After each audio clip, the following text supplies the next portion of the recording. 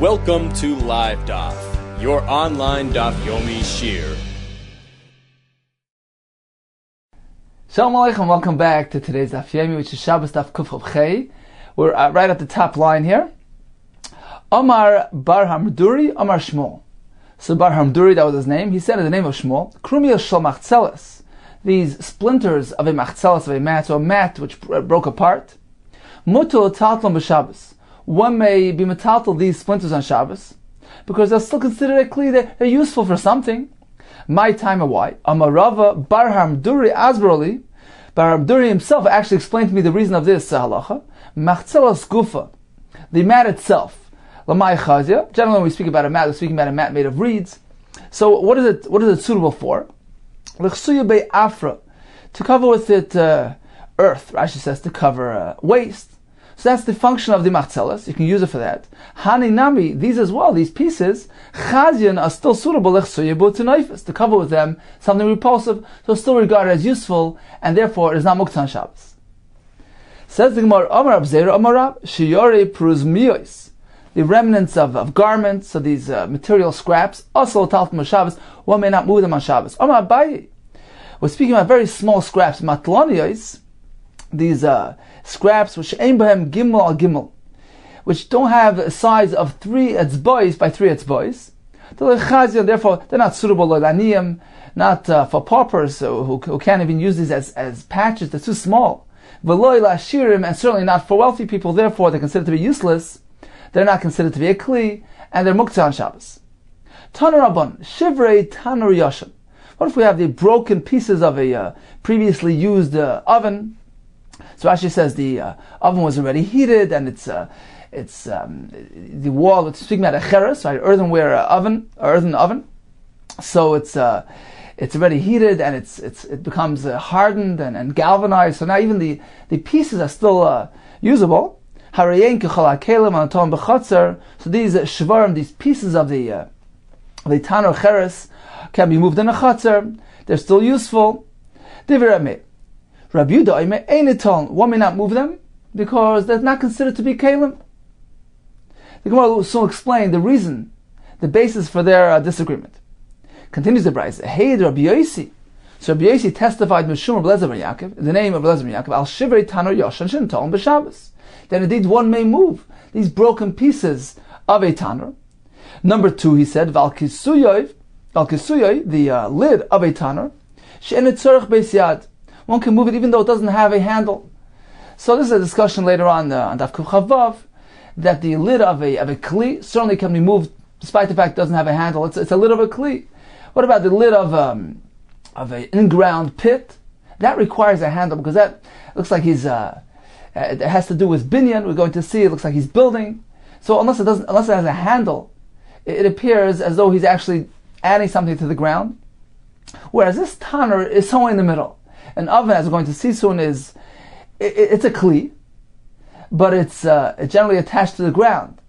So it's a kli, it's mechuber lekarka, and the question is that the lid of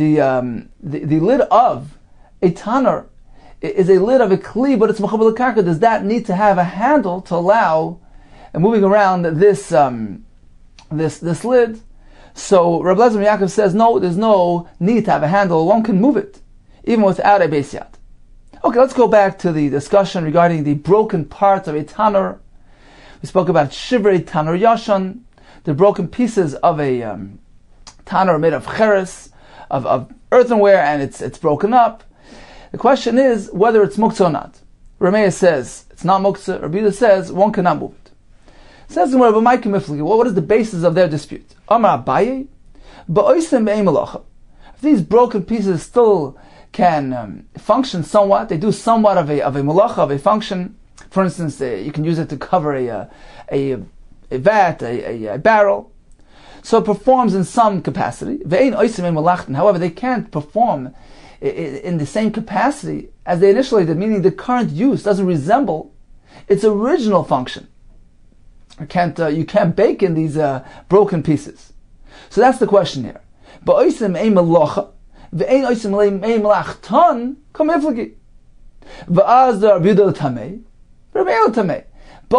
Yehuda and Rabbi, both compatible. They're following their respective opinions. As we mentioned earlier in the Mishnah of Kuf Chav Dalet, the Yehuda requires that the shever, the broken piece, should have the ability to function. Its current function should resemble its original function. Otherwise, it becomes nullified. It's not regarded as a kli. Whereas according to the Tanakama, who's Rameir, he holds that as long as it's serving some capacity, it's doing a melacha. For instance, these pieces of pottery which can be used to cover a chavetz, that's sufficient to classify it as a shem kli, and therefore it's not muktzah. So that's the basis of this disagreement here regarding the broken pieces of a tanur yashan. According to Rameir, it can be moved. According to Yehuda, it cannot. Says the Gemara, Maskif lo Rava. So Rava asked, if that's the case, ademiflagi b'shivrei tanur.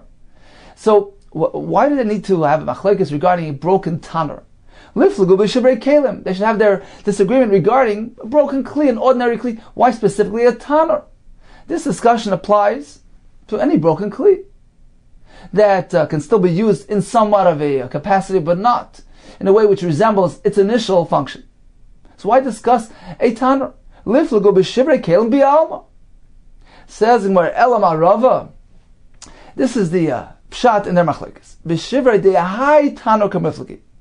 They're discussing the broken pieces of this particular type of tanur, as we're going to find in the following Mishnah. The Snan, as we learned in the following Mishnah, about a tanur which wasn't, initially, it wasn't really heated up properly, halachically, it wasn't heated up properly. And the question is, regarding that tanur that broke apart, what is the status of its broken pieces? Let's see. The Snan, as we learned in the Mishnah. Nosnai al pi haboir.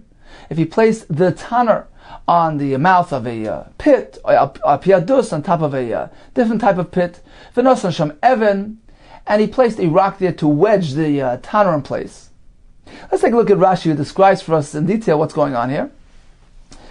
So Rashi here comes out 20 lines from the top of the Amud, beginning with the words nosnai al pi habor. So Rashi describes the old-fashioned oven, tanur sham lahem, their tanur were asuyin kikderes gedelos, were fashioned like large pots of Eilam Shalayim, which were bottomless. Umeishivan la'aretz, he places them on the earth. Umadibik titzvivaisav, then he adds some clay or cement around the tanur.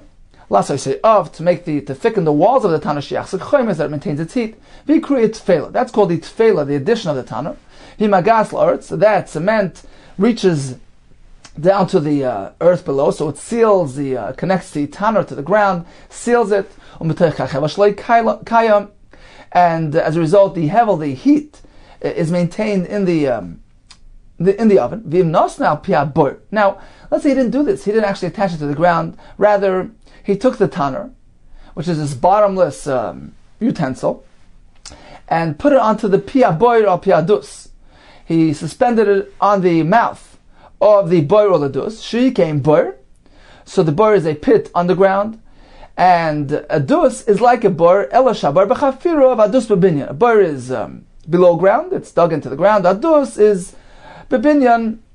Rashi says it's made with it's built. So some explain this to mean that it's above ground. Rashi seems to think that seems to say that the dus is also below ground, but it's actually it has some walls. It's not just a pit in the ground, but there's some walls to that pit.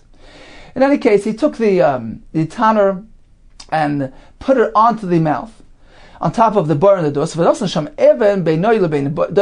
And he placed a stone. He wedged the stone between the oven and the wall of the bar, to squeeze it so it doesn't fall down. So he squeezes it in place and suspends it up there midair. So he didn't actually attach it to the ground, but he suspended it on the boir and the dus. Let's get back to the Gemara. This is the second wide line. The Snan, nosna pia boir al pia dus, v'nosna sham even. So he placed the tanur on the boir or the dus with a stone. What is the status here? How do we regard this tanur? Rabbi Yehuda Omer, imasik milamata. If when he heats down below, all the way on the bottom floor of this pit, when he does that, when he lights the fire down there, and by doing so the tanur above gets properly heated, tell me, then this is regarded as an ordinary tanner, and it's tamei because it's functioning together with the ground below. The fire down below on the bottom of the pit properly heats up the tanner. It's regarded as though the tanner is connected to the ground, it's functioning with the ground, therefore has a status classified as a proper tanner. V'im lav, but otherwise, meaning the fire down below doesn't properly heat up the tanner. Rather, they need to place the fire within the tanner. Somehow they lift the fire off the ground. Maybe they make a makeshift floor to this tanner, or perhaps they put the fire on they lift it by placing it on a rock. In any case, the fire needs to be lifted into the cavity of the tanner itself. It can't make use of the fire down below. Then tar. This tanner is tar. Let's take a look at Rashi. Rashi here is, so we have the wide lines of Rashi. So 5 lines above the wide lines, Rashi begins with the words v'imlav. So the fire down below doesn't effectively heat the tanner properly. Ela nisa kishar tanur mitoichan. Rather, this tanner needs to be heated within the cavity of the tanner itself, like other tanurim, which have the fire within the tanner itself. Tar. Then it's tar. The fire is taima. As the Gemara will explain, because in order for the tanner to be regarded, to be classified as a proper tanner, to be mekabel tuma, it needs to be mechusan atitza, meaning that it needs to have a potential of demolishing it. It needs to be able to be demolished. Because the pasuk, we're going to see soon, describes the tanner that becomes tamei as requiring netitza, needs to be demolished. So only something which is attached to the ground can be demolished. So Rashi says, since it needs that potential netitza, she'ei karev lias mechubar, needs to be close as possible to being connected to the ground. V'chi einay karev la'aret. However, if it's not carved to the ground, you don't have no greater demolished tanner than this, meaning it's removed from the ground. You can't demolish it any longer. And you can't any longer fulfill the pasuk which says that a tanner and a kirayim, a certain type of stove, should be demolished. Because the concept of demolishing only applies to something which is attached to the ground. The netitza loy shaycha, this concept of demolishing is only possible, can only be applied to a attached structure. When something is not attached, the concept of breaking is applicable to it. So this tanner, which is not properly being heated by the fire down below, it's not regarded as really connected to the ground. It's not really functioning with the ground below. Therefore, it's considered as though it's detached from the ground. It's an ordinary kli, and therefore it can't be mekabel tuma, since the concept of netitza, of demolishing, doesn't apply to this. Let's get back to the Gemara.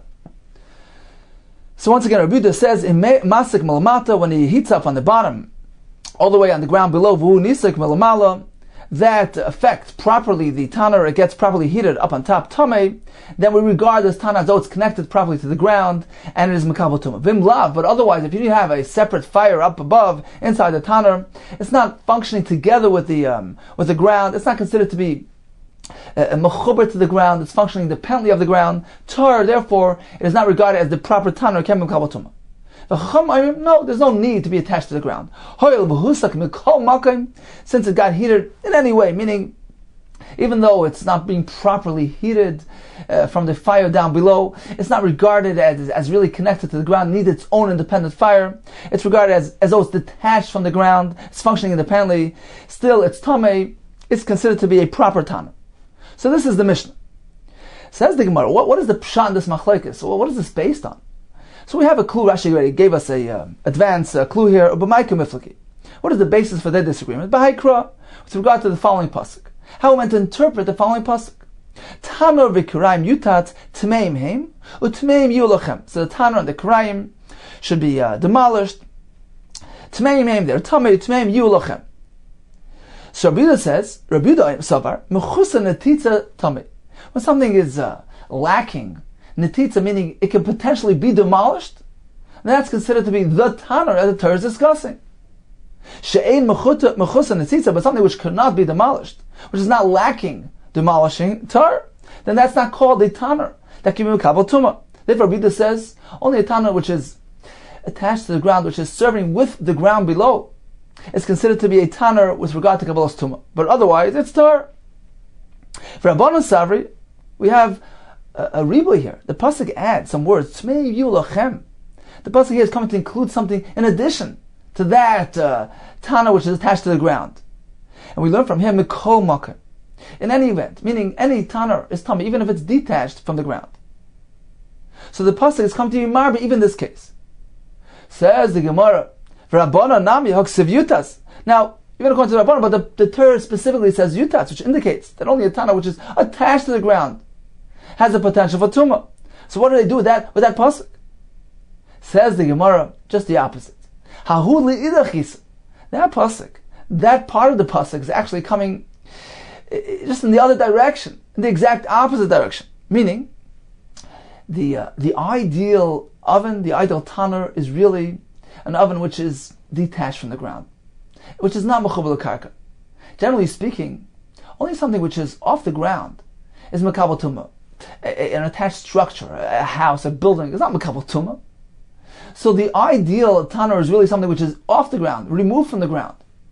The pasuk is going to add something and tell us, well, I want you to know, even if it is attached to the ground, even then it's tameh.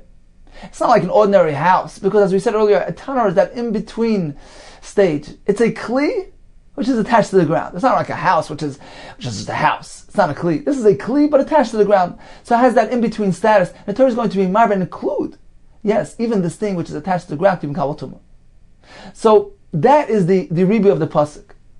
Says the Gemara, Ahu li'idachisa. The beginning of the pasuk which speaks about a tanur which requires demolishing, meaning an attached tanur which has a potential for tumah, is in the opposite direction. The Torah is telling us, you should know even that is makabel tumah. The salka that perhaps I would say, kivan the chabri ba'ara, since he attached to the ground, kegufa da'ara dami. It is regarded like the actual ground. It's like a house, like a building, like an attached structure, and it can't be makabel tumah. Kamash malon. The pasuk needs to inform us, yes, even an attached tanur is makabel tumah. So the Rabbanan go in the exact opposite direction of Rabbi Yehuda. Rabbi Yehuda says the ideal tanur is only one which is attached to the ground. But something off the ground is not makabel tumah. Whereas the Rabbanan say just the opposite.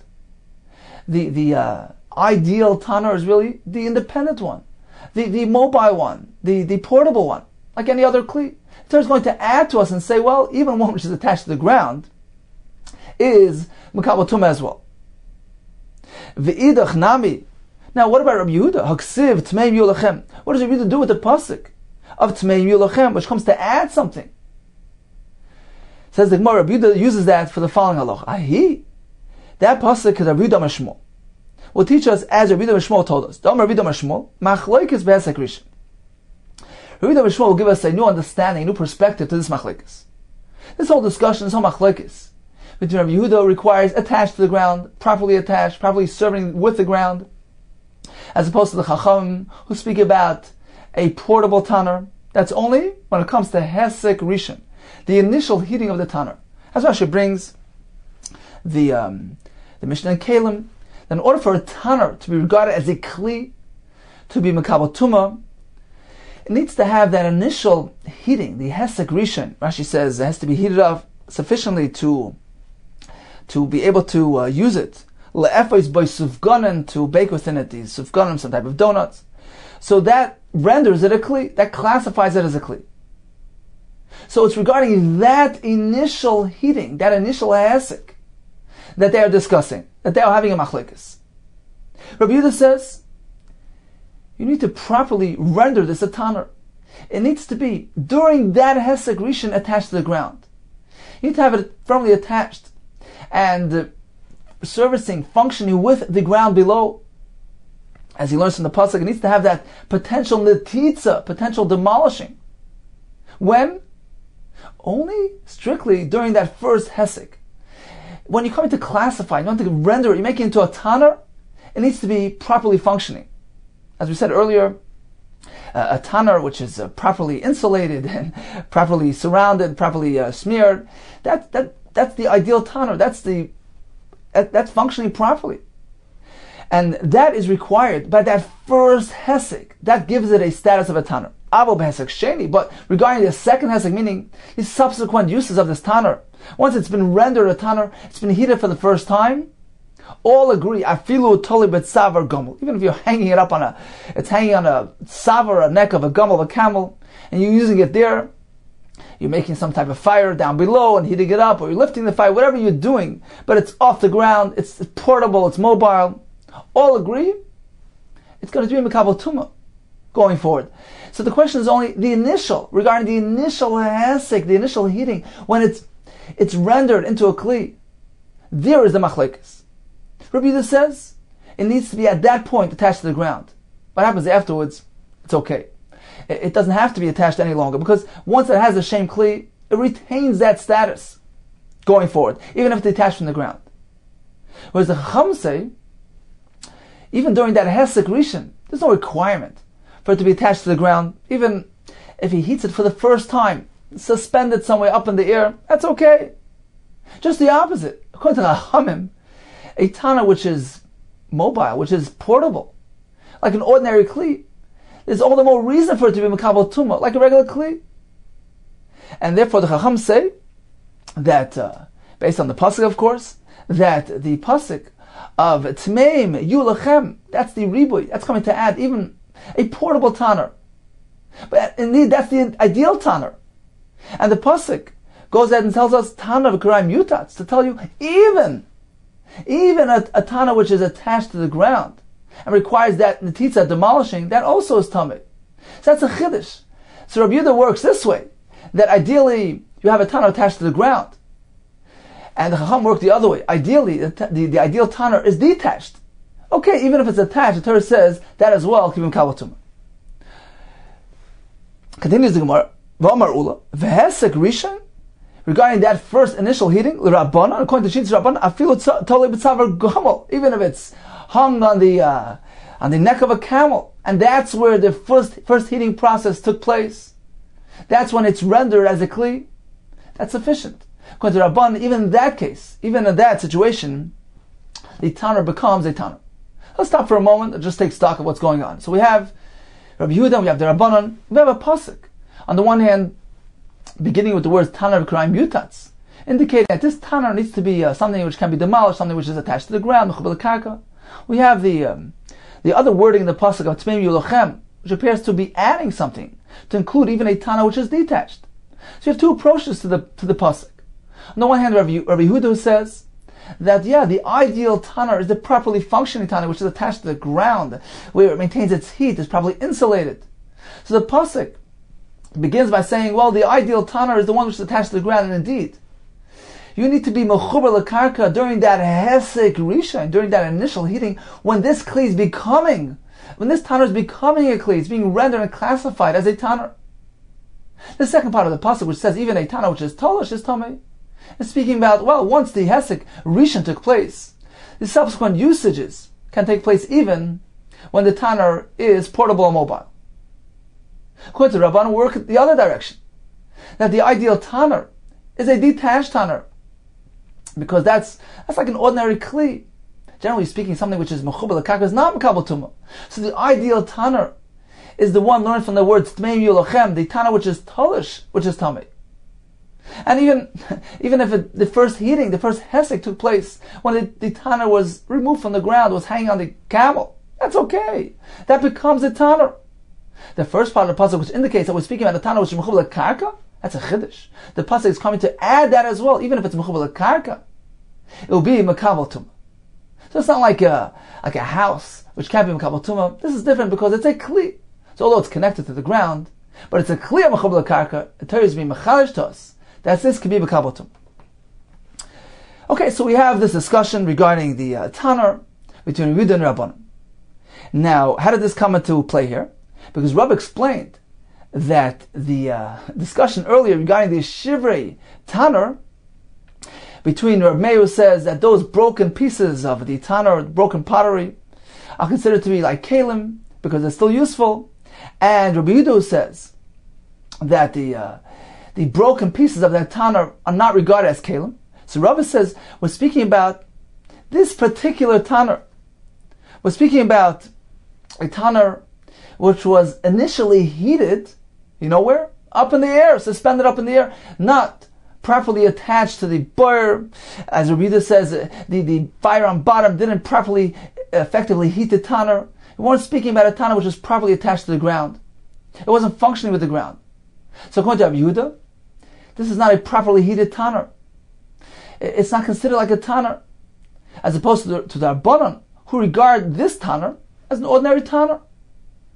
So, Rav explained that this tanner that broke apart, according to Rav Meir, it's regarded like broken pieces of an ordinary tanner, and they're suitable for use, they have function, and therefore one can move them on Shabbos. Whereas according to Rabbi Yehuda, this tanner wasn't properly heated ever. It wasn't regarded as a kli, and therefore the broken pieces of this tanner are muktzah.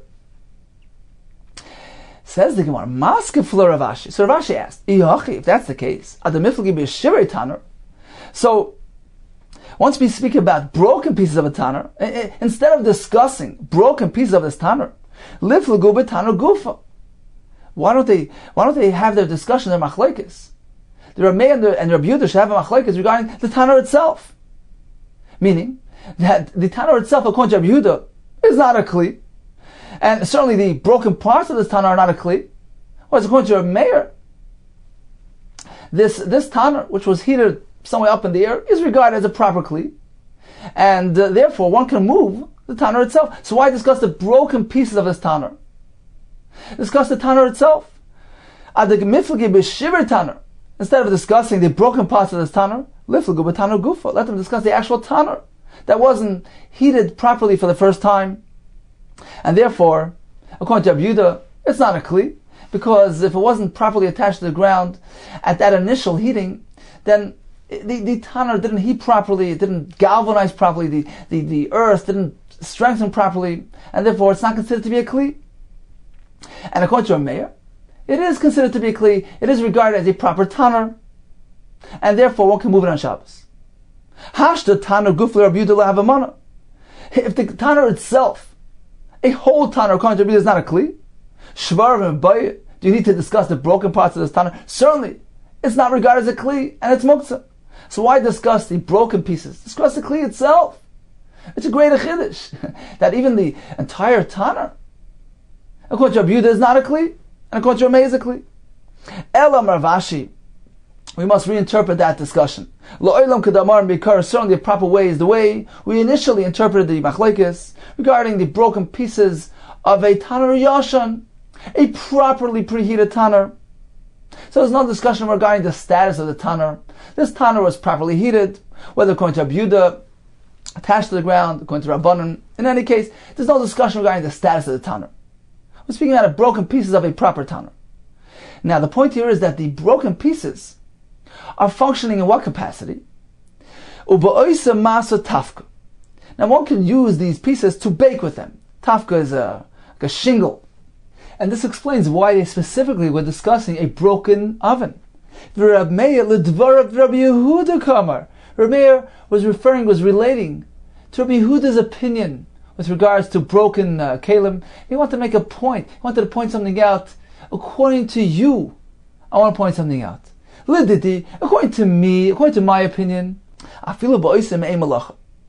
long as the broken pieces can serve in some capacity, even if they can be used to cover a chavis, that's sufficient to be regarded as a shem kli in the namukts.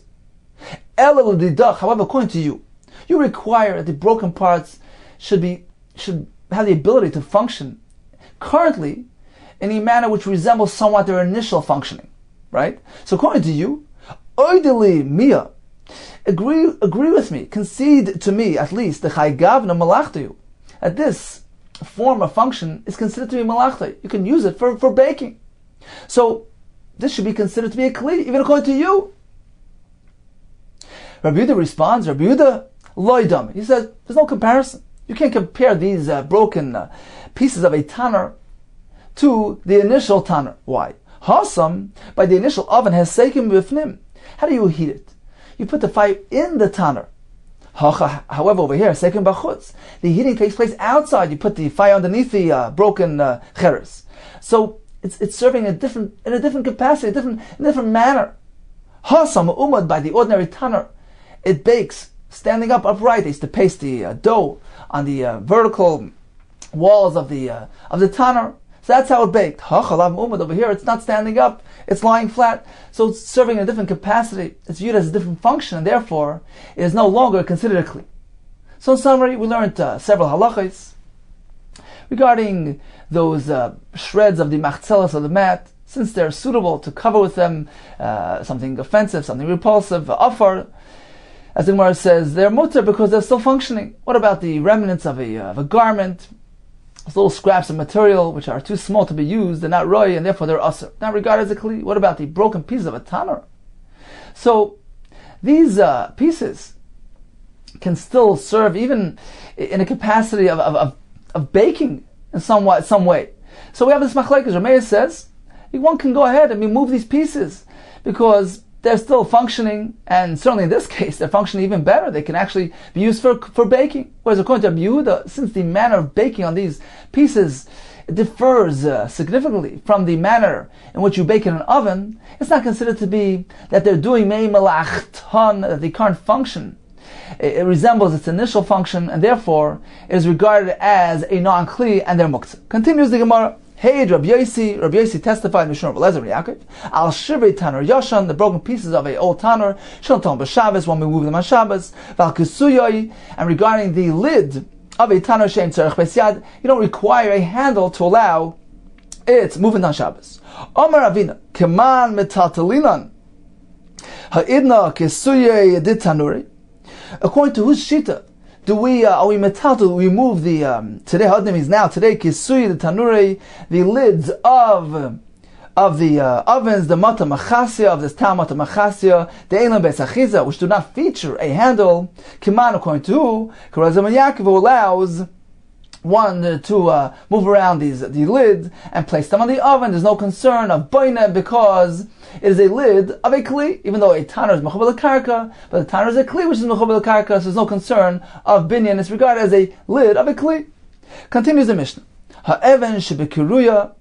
So this stone which is placed in the kiruya, this is the hollowed out pumpkin which is used as a bucket, as a pail to draw water from the well. So this hollow pumpkin would float, so they need to weigh it down with a weight, so they put this stone in it. So it's a question of muktzah here. If when they use the pail, they fill with it, the stone remains intact. Rashi says it was tied, it was fastened properly to the pail here, so it doesn't fall out. One can use the pail, because the fact that it's fastened properly to the pail makes the stone as part of the pail. It's regarded as a kli, and it's not muktzah. But otherwise, if when you use the pail, the stone slips out, it's not properly fastened. One may not fill with this pail on Shabbos because the stone is muktzah. Not only that, Rashi points out that the pail, this pumpkin, is actually also muktzah because it's a basis of davar aser. It's a support for the stone, which is muktzah. Continues the Mishnah with the second halacha. Zmeira.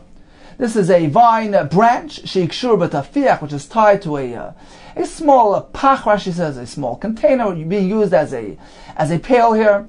Mimalim b'Shabbos, who may fill with this container on Shabbos, because this zmeira, this branch, is considered a kli because it's tied to the pach. Third halacha in the Mishnah, pkaka chaloin. We have this window shutter. So pkak usually means a plug. So this window pane, this shutter. So they used to remove it when they wanted to make use of the window and then put it back in place. Rashi later will tell us that this chaloin, this window, is actually up in the ceiling, some sort of skylight. So what is the halacha regarding going ahead and putting this pkak back in its place? Is it regarded like building? Reb Lezer Aimer depends. Bisman shu kosher. So when this shutter is actually tied to the building vitoli and it's suspended, it's not dragged on the floor, then it appears like it's a shutter, a window shutter. It appears like it's meant to be used for that, and it's still connected to that. It's not like bringing something over here and closing up the hole. Poking by one may use it to shutter the window. But otherwise, ain poking by one may not use it. In either case, poking by one may use it, one may plug the window, there's no concern. Continues the Gemara Tanan Hassam, we learned later on in the Maseches Shabbos, a Mishnah, Even Shal Pi HaChavis, the stone which is sitting on the mouth, covering the chavis, the barrel. Now he needs to take out some of the content, he wants to pour out some wine. Mata al tzida, so he tips the chavis off to the side, tips it over, v'nei and thus the stone falls off. He doesn't actually directly touch the stone, which is muktzah. Now Rashi points out that the sugya over there says that, let's say the stone, the chavis is actually surrounded by other barrels, and he can't tip it over because the stone will go break the other ones. So the Gemara tells us that he can actually pick up the barrel and take it out of the area and tip it over in that manner. Continues the Gemara, Amar Rabba, Amar Ami, Amar Yechanan. So Rabba says the name of Ami and the name of Yechanan. Lo yishanu.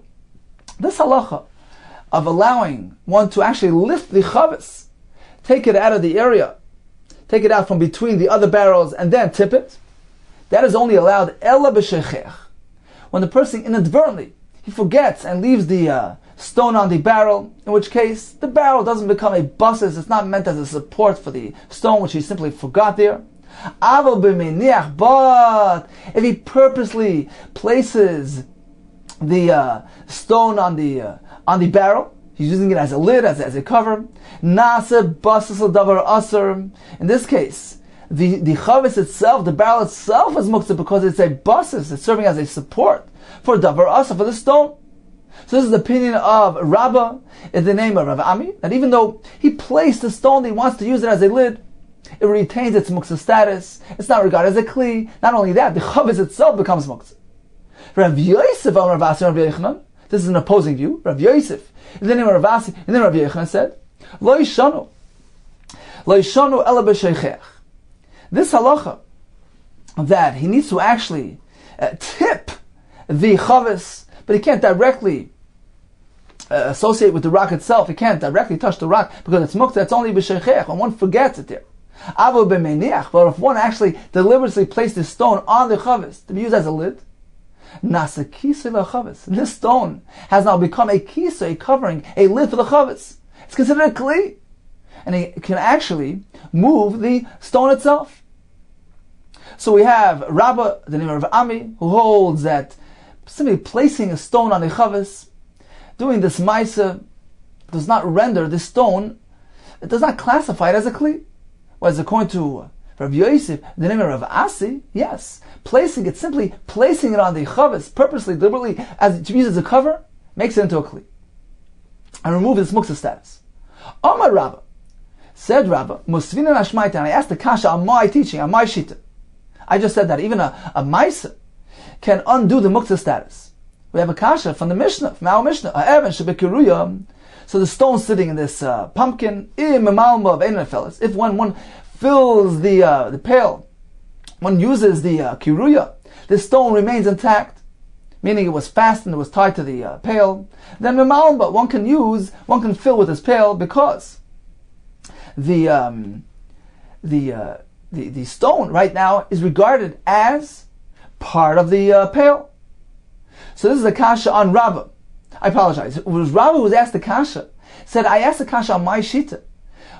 My shita was that even when doing a ma'isa, even when placing the stone on the chavis, which is a ma'isa, which shows, it indicates that he wants to use it as a kli, wants to use it as a lid, that does not negate its muktzah status. That's not sufficient to change its muktzah status, to remove its iser. As Rabbah told us, even when he placed the stone on the chavis, it's still muktzah. Not only is it muktzah, the chavis itself becomes muktzah. Says Rabbah, I have a kasha from this Mishnah. This Mishnah clearly tells us that if you fasten the rock on this kiruya, on this pumpkin, he can use this pail because the evan has changed status. It's become part of the kli. So we see that doing a ma'isa can change the status, can make the stone into a kli. Says Rav Eloi, it's not so. There's no connection between two things.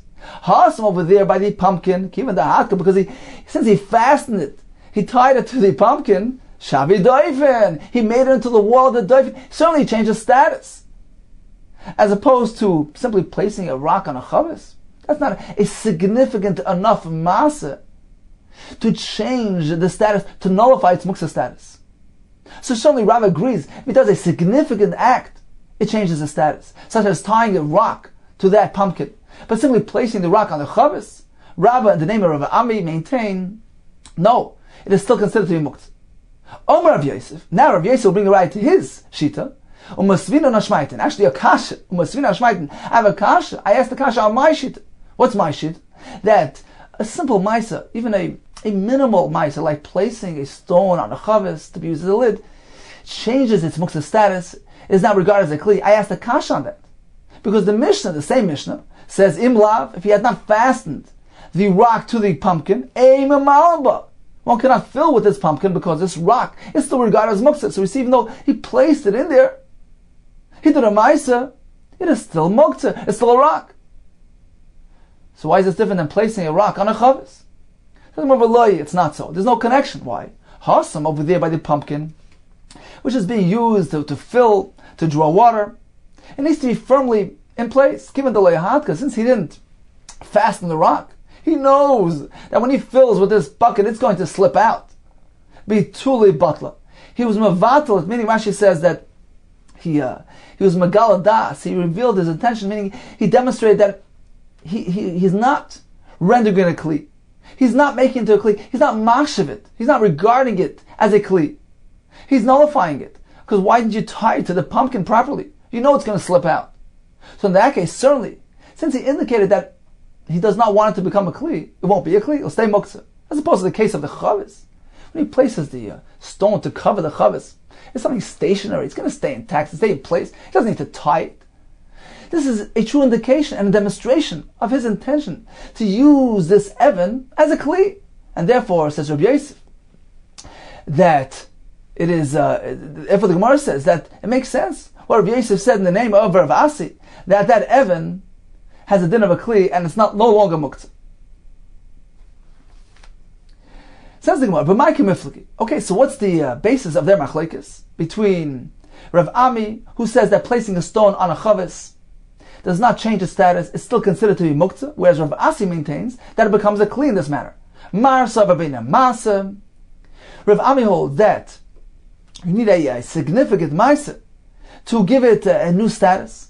And this is not considered to be a significant enough act. Simply placing it on the chavis, that's not enough. U'marsava, whereas Rav Asi holds, loy beina maisa, you don't need a significant act, simply placing it on the chavis. Rashi calls it a maisa kol, a minimal act that is sufficient as a demonstration of his intention. Meaning that Rav Ami holds, you need to actually transform the object, the chayfetz. The change has to be discernible and obvious in the actual chayfetz itself. For instance, like the tying of the Evan to the kiruya, which even Rav Ami agrees, it's a Mishnah, Rav Ami agrees that that's considered to be a kli, because he's actually transforming it, he's tying it, he's making it part of the kli. Whereas Rav Asi holds, merely indicating my true intention, demonstrating it with a minimal maisa, that's sufficient. Because we need the indication of the machshava, of the person. You don't need to see it in the actual chayfetz. You don't need to transform the form, the tzur of the chayfetz. He merely needs to demonstrate with a maisa, and even a minimal maisa, that this is his true intention. He plans on using it as a kli, such as in the case where he places the Evan on the chavis, he's using it as a lid, and therefore it's considered a kli. So once again, Mar Savar being a Maisa, Rav Ami holds you need a significant act to change the status, or Mar Savar, whereas Rav Asi holds, Loi being a Maisa, we don't need a significant act. So Rav Asi holds that a mere indication and demonstration is sufficient. So getting back to our Mishnah, the Mishnah gives us two dinim. If he tied that rock, it's a kli. All agree because there was a serious Maisa being done. Whereas the other halacha, which we're speaking about a loose rock, the Mishnah tells us it's muktzah, all agree. Because even Rav Ami, even Rav Asi agrees that this case, it's not a true demonstration of his intention because he knows it's going to slip out. Why don't you tie it properly? Why don't you fasten it properly? Apparently, it's not a genuine demonstration of his intention to use this as a kli. So even Rav Asi agrees that this will remain muktzah as related in our Mishnah. Continues the Gemara. Now both Rav Ami, who requires a true maisa, and Rav Asi a minimal maisa, are going along with their opinion stated elsewhere. The Chiasa Rav Dimi, because Rav Dimi came, he said, Amar Chanina, name Rav Chanina, Amar some say Amar Rav Zeir Rav Chanina. Pam Achas, there was an incident. Halach Rebbe l'makom echad, Rebbe came to this place. So he went there and he found a matzah nidbach shel avonim. So he went to that place and he found a pile of stones which were reserved for construction. V'amar talmidim, and he told his talmidim, Tzu, go out, v'chishvu kedei sheneshav aleim l'vachar. So go out and think, have the kavanah intention that we're going to sit on them tomorrow. Rabbi did not require them to do a Maisa. So this is the first approach. Rabbi Chanina maintains that there was no Maisa at all done here, even a Machshava is sufficient. Actually, we learned this in Nun. There's a Machlekes Tanoim. How do we change the status of a Muksa item? We have a Shita which says Machshava is sufficient. We have a Shita that requires even Maisa. So Rabbi Chanina is going along with the Shita that Machshava is sufficient. Now, upcoming in the Gemara here will be two Shitas. Rav Ami and Rav Asi, who both are following the opinion that a Maisa is needed. However, there's a difference between them.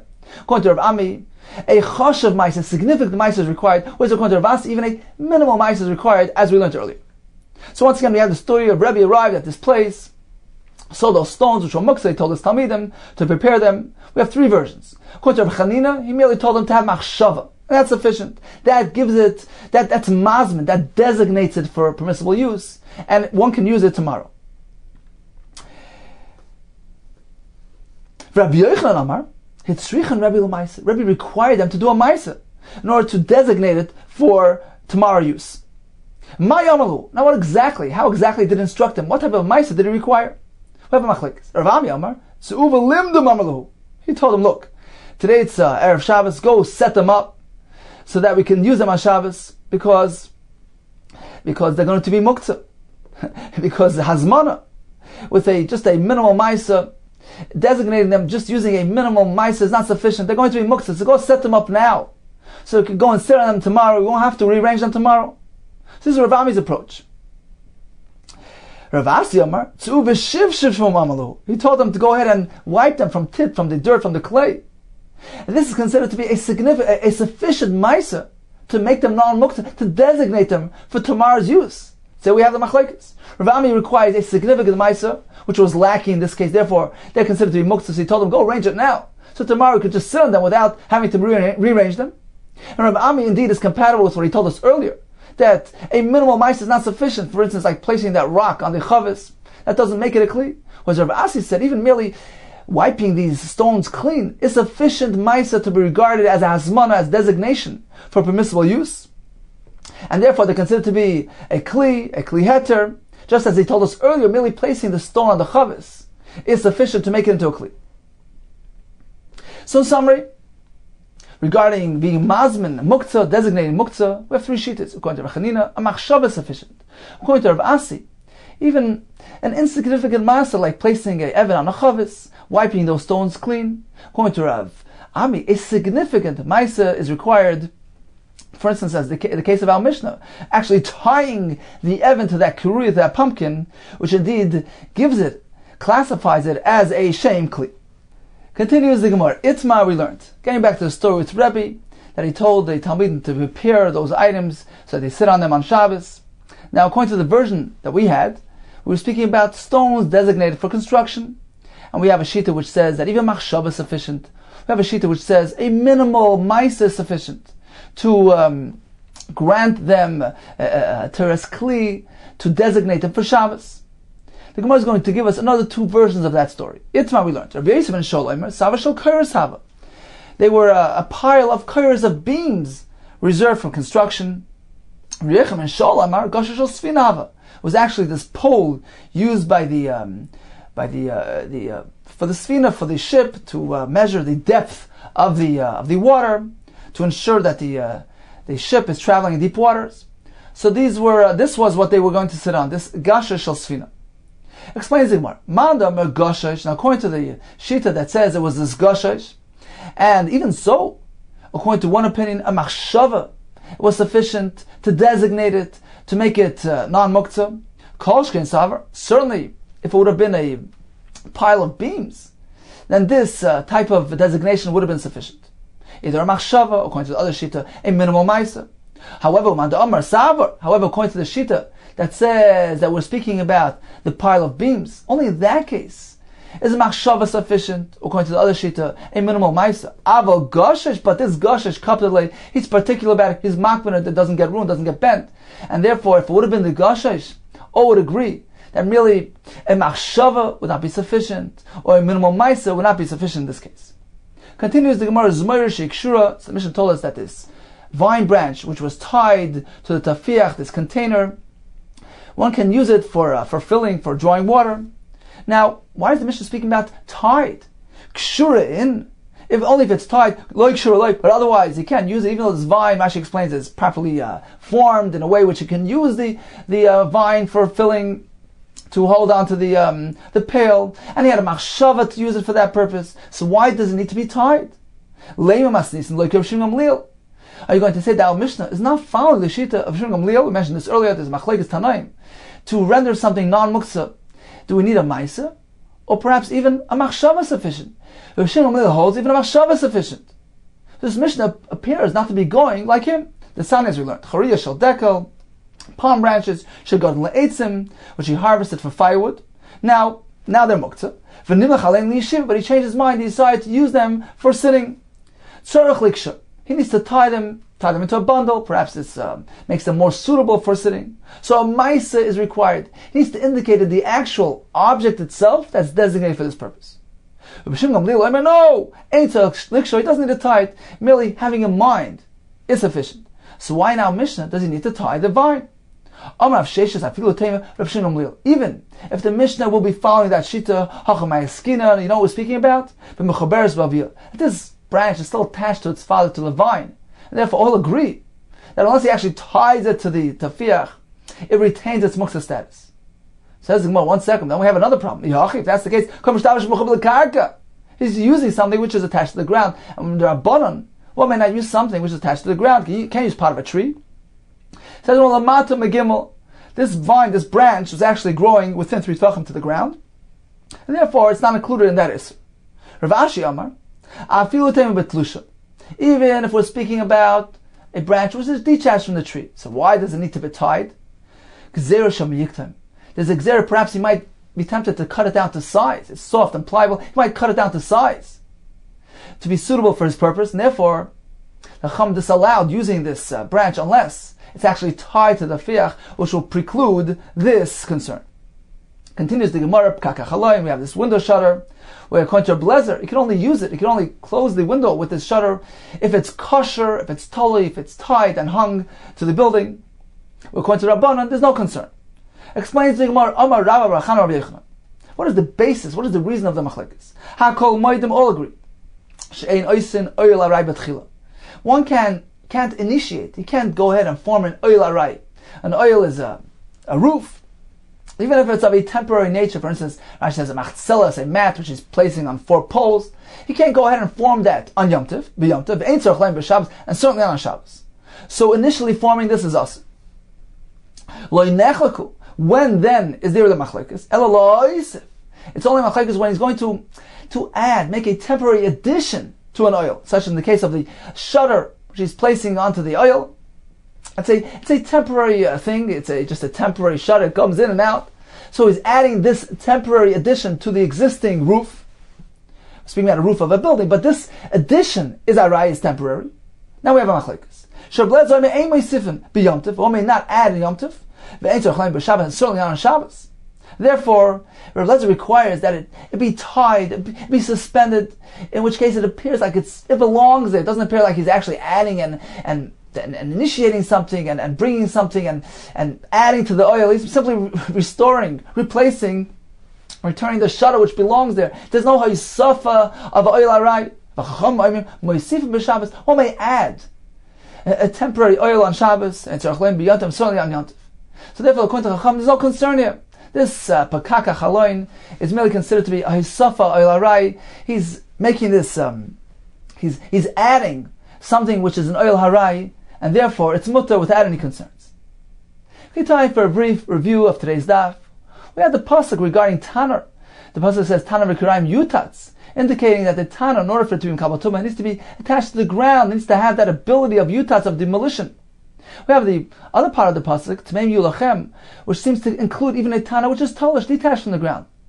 So if Yuda's approaches, it depends. The hesek rishon, the initial heating of the oven, needs to be done high quality. It needs to be done when the oven is attached to the ground, in which it's properly heated with the ground. The heat is intense. It properly renders this tanner as a tanner. And once you do that, you're good to go. Even if it's removed from the ground and used, suspended anywhere, it's still makabel tumah. Whereas according to Rabbanan, a tanner which is tolish is actually held in high regard. It's like an ordinary kli, and therefore it's makabel tumah. So the initial heating can take place even if it's detached. The pasuk which describes a connected tanner is telling us even if it's connected to the ground, it will be makabel tumah. The Gemara told us the kroimius of the machzelas, the splinters of the mat, are useful and they're mutter.